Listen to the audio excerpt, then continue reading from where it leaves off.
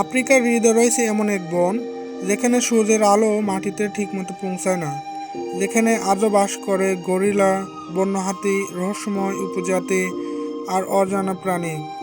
এটাই Congo rain forest, পৃথিবীর দ্বিতীয় বৃহত্তম রেইন ফরেস্ট।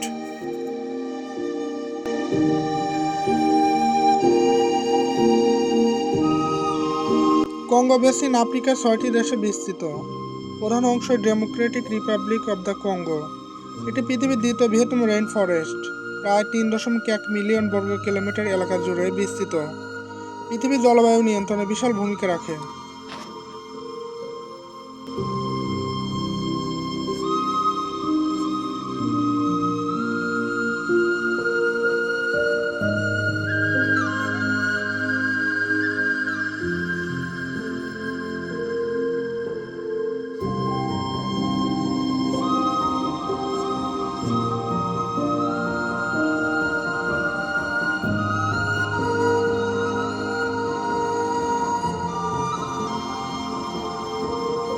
কঙ্গো নদী আফ্রিকার দ্বিতীয় দীর্ঘতম নদী।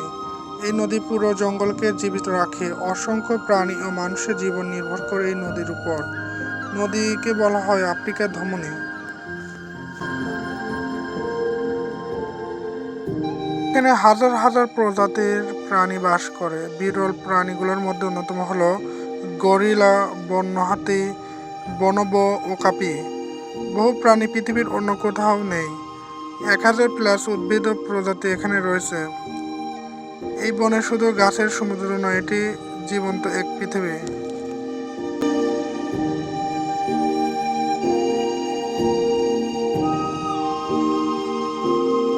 এই জঙ্গলে 150টিরও বেশি জাতিগোষ্ঠী বাস করে।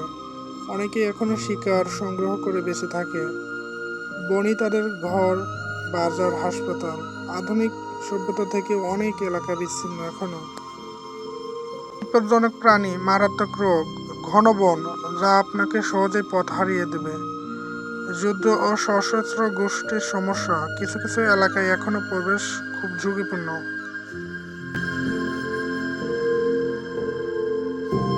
অবৈধ গাছ কাটা, খনিজ উত্তোলন, কৃষি সম্প্রসারণ। বন দ্রুত ধ্বংস হচ্ছে, গরিলা ও বন্যপ্রাণী হুমকিতে। কঙ্গো পৃথিবীর গুরুত্বপূর্ণ কার্বন সিংহ। বন ধ্বংস হলে জলবায়ু পরিবর্তন আরও ভয়াবহ হবে।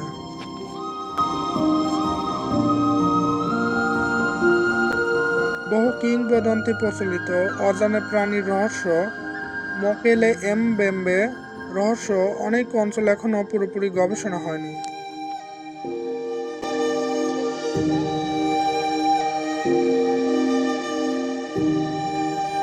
কোটি কোটি টন কার্বন শোষণ করে, জলবায়ু নিয়ন্ত্রণ করে, পৃথিবীর জীববৈচিত্র্য রক্ষা করে। বিজ্ঞানীরা এটিকে আফ্রিকার ফুসফুস বলেন।